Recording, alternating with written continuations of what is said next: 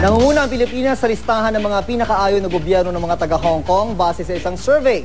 Bukod sa Quirino hostage crisis na ikinamatay ng kanilang mga kababayan, ikinagagalit din nila ang pakikipag-agawan natin sa teritoryo sa West Philippine Sea. May news na go si Marie Sumal.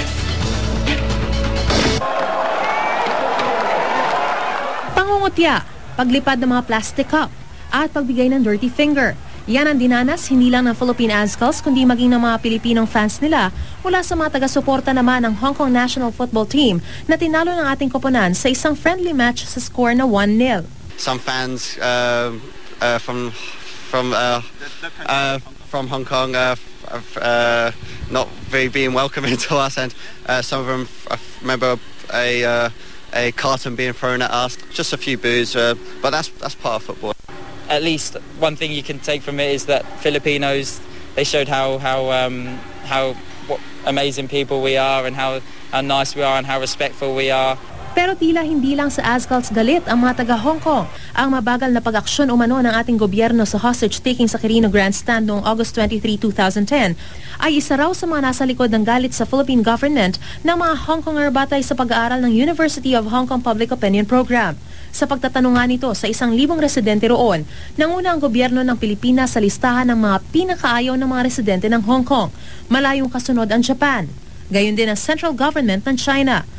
Bukod sa Quirino Grandstand hostage crisis, ikinagagalit din daw ng mga taga-Hong Kong sa ating gobyerno ang patuloy na territorial disputes sa West Philippine Sea. Hindi naman sang-ayon sa resulta ng survey ang isang profesor mula China na aking nakapanayam. I don't think the result is right. So many people come from China to visit Philippines and enjoy themselves here and there. Yes. If they hate Philippines, they will choose another place.